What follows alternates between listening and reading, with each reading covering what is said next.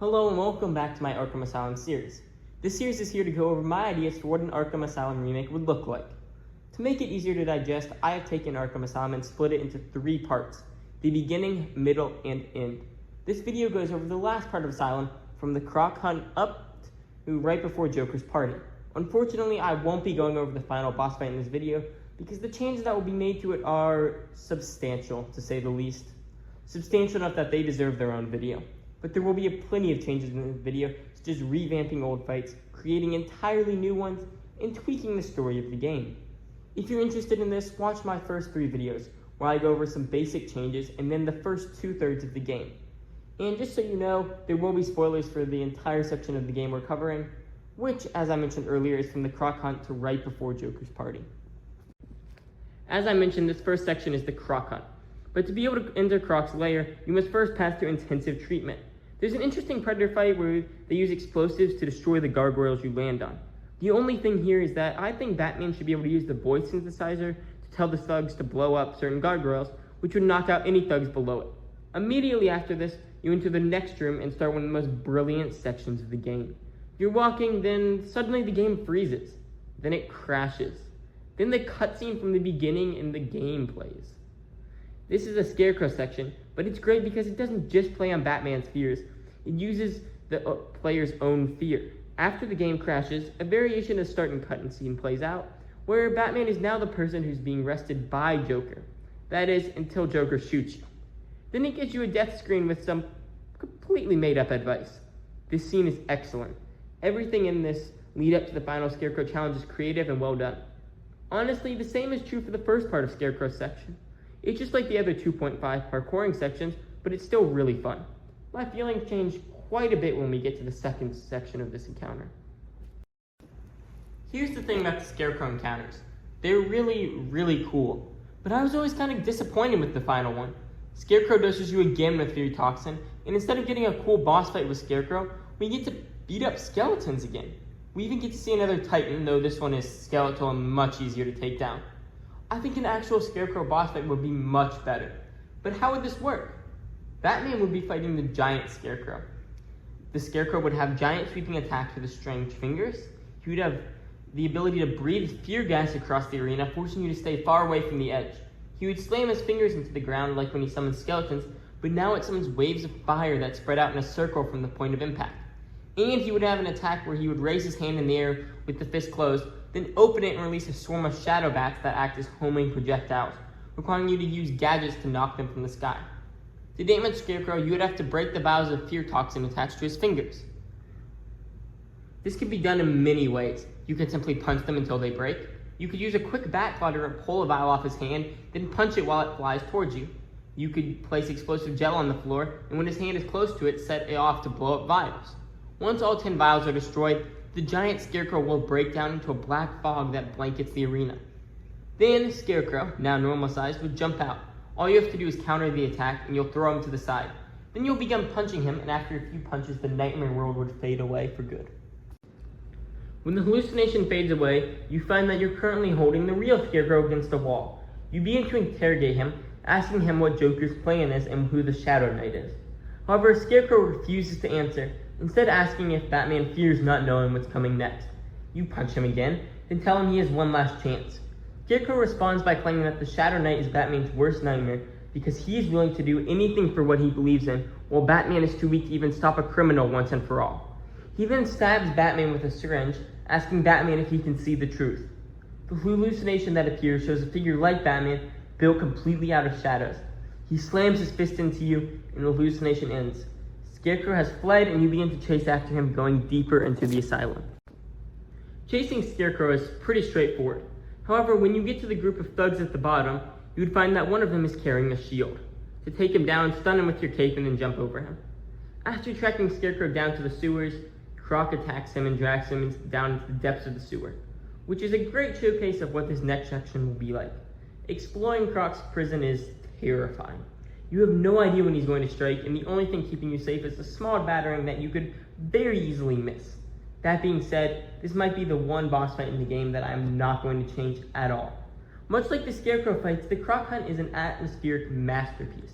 Unlike Scarecrow, I felt no disappointment when there wasn't a normal fight at the end. Everything about this encounter feels right, and there is no reason to remake it. After securing all the plants you need for the cure, you return to the Batcave to begin manufacturing it. Unfortunately, Poison Ivy's vines began to grow through the cave, stopping the process and forcing Batman to prepare to confront her. To do this, he gets out the Ultra Bat Claw, a neat little tool that can pull down fragile walls and hook onto 3 enemies at a time instead of 1. You exit the Batcave and prepare for a final confrontation with Poison Ivy and Joker, only to get immediately sidetracked. Batman now has to go shut down the water supply to Gotham. The issue here is that it feels like the end of the game is right here. You're here for the final stretch to defeat Poison Ivy, then go and fight Joker. But the game won't let you. Instead, it forces you into the Boiler Room section. It makes the whole area feel like filler content, especially the Titan boss fight, because, surprise, surprise, it has 0 changes from the original fight, except for the addition of a few thugs. So in a remake, I feel like most of this would be cut out. Instead of seeing the green water, Batman continues as normal. But at a certain point, Joker comes on over some kind of intercom and tells Batman he has an early present for him. Thugs would start dropping from the ceiling, beating a minor fight with them. After you beat them up, the floor beneath you starts beeping and flashing. Batman attempts to grapple up, but as he does, the floor beneath him explodes and a Titan grabs him before he can get away, slamming him into the ground. This would begin the new third Titan fight. The fight would be much like the original Titan fight I changed up. I don't have time to go over all of those changes, but I went over them in great detail in the second part of this series. The thing is, I said I wanted every Titan to increase in intelligence. I felt like this was a fairly interesting way to show progression throughout the game. Last video, this progression was shown by the armed Titan's ability to use tools and adapt over time, which is a step up from the mindless beast it is in the base game. This new Titan would be known as the Detective Titan, and it wouldn't use weapons. Instead, its gimmick would be based on one of the most famous boss fights in the Arkham series. Mr. Freeze is well known as the best boss fight in the whole Arkham series, and for good reason. The key behind this fight, however, is the way Freeze adapts, constantly forcing you to use new tricks to damage him. This can become really difficult, especially on New Game Plus when it's required to use 9 different takedowns. For the Detective Titan, I wanted to attempt something similar, but with free flow combat instead of Predator. It would begin like the first modified Titan fight. However, after you deal a certain amount of damage, the Titan would begin to raise up his hands to guard himself. Now to damage him, you'll have to use some kind of combat skill to get through his guard. It could be some kind of quick-fire gadget. It could be the stun or jump over their head ability. If you purchase the correct upgrades, you could use a takedown or throw an unconscious thug at it. After doing this, you can beat him up, but soon after he'll revert back to normal attacking. Once you've dealt enough damage, he'll begin guarding again. But if you try the same takedown method as last time, he'll counter and deal a significant amount of damage. This will force you to vary your combat and rely more on quickfire gadgets and other tactics to win. It also shows the intelligence boost I mentioned earlier, because it's able to adapt and counter more of Batman's moves. After Batman defeats the Detective Titan, he grapples out. As he does, Oracle calls and tells him that the seismic activity on the island is increasing, and asks if he's close to Poison Ivy. He tells her Joker is trying to stall for time, but it's not working. He then asks her if she has any update on the Shadow Knight. She replies no and tells him there's no one on Arkham that fits that description. He tells her to keep looking, then begins his own search for Poison Ivy. It doesn't take long, and he quickly heads towards the botanical gardens where she last was. There, he attempts to cure her, but she attacks him, forcing him to fight her before he can defeat her. Poison Ivy's boss fight is actually liked by a decent amount of people. I'm going to be honest, I don't agree with that opinion. The fight involves a lot of spamming batarangs and dodging attacks. It's still probably the best real boss fight in the game, but that doesn't make it enjoyable. However, I will admit that on my second playthrough I enjoyed it a decent bit more, so I would probably keep this in here, while also adding some simple quality of life changes. But that's not what I want to talk about. When I went to fight Poison Ivy, I was kind of underwhelmed by the fight. Not just gameplay-wise, but story-wise. Over the last few sections of the game, we see the full extent of Ivy's new Titan powers, which let her nearly destroy the whole island. But when you actually fight her, all she does is summon a giant plant to help her. I really felt like there was a missed opportunity for the fight to be something more. Yet how does the Arkham series make villains more of a threat in a boss fight? Well, they did it with Mr. Freeze in Arkham City, and with TN1 Bane in Origins. They do it every time there's an encounter with a group of armed enemies. You create a predator fight. Coincidentally, Arkham Asylum is also missing a real predator boss fight, so I would add a phase that comes before the fight we see in Asylum, a first phase that works as a predator fight. So, after finding Ivy, she wrecks the room you're in and drops you into a predator arena. You would be in a cave-looking area, but it would still have ledges that could act as gargoyles and small underground areas that could work as vents. Pretty much, it would be a standard predator arena. The key is how Ivy would use her powers. Her basic attack is sending the orbs she uses in her normal fight, which will deal plenty of damage. However, she would also be able to use her plants in a number of other ways. She would summon large sunflower-looking things that would continuously rotate and act as sensors. If you're near one when it's facing you, it will alert Ivy where you are and it will continue to track you until you manage to get behind cover.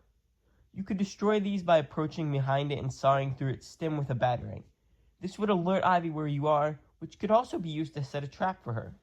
The key to the fight would be that you have to constantly move, as her plants would alert her if you're staying stationary on a gargoyle or an event. If this happens, she would destroy the gargoyle you're on with a wave of moss, or send vines to chase you through the vent. This would begin a minor chase scene where you have to crawl through the vents and avoid all of the vines while finding a way out. This encourages you to mix up your strategies and to stay on the ground level. If you do manage to get close enough to poison Ivy to perform a takedown, Batman would pull out the Titan Cure and inject her with it. However, he would only be able to give her a small dose before her plants knock you away, giving you a brief amount of time to escape before she recovers fully. As time goes on, she would have more abilities to help her. For instance, she would begin to cover the floor of the arena in smaller vines, and entering in an area and stepping on these vines will give up your location. She will also be able to attack a whole layer of the arena at once, as in the gargoyle's floor and grate. This would be done randomly, and there would be a small window of time to escape from the layer you're in if that's the one you're being attacked on. After attacking her multiple times, she would be able to cover 2 layers of the arena. And finally, roots would begin sprouting from the ceiling where trees are growing up above. These roots would act as obstacles if you attempt to glide from a gargoyle. After enough takedowns, the cure is out and is finally taking effect. Her enhanced powers begin to fail her, and Batman tells her it's over and to go back to her cell. She refuses, however, instead using the rest of her power to call up the giant plant mech, enter it, and begin the boss fight from the base game. Plays out like normal, and Ivy is defeated, her plant destroyed. Afterwards, you hear Joker's fireworks begin to go off, and he comes on over the intercom to invite you to his party. So Batman exits the gardens and heads to the visitor center. There he prepares to enter the party and defeat Joker once more. That's where this video is going to end. I hope you enjoyed it and the changes I made in it. If you did, please like and subscribe to show that. And if you haven't seen the other videos in this series, you should check them out. And you should also make sure to watch out for my final video of the series. Thank you for watching, and I'll see you soon.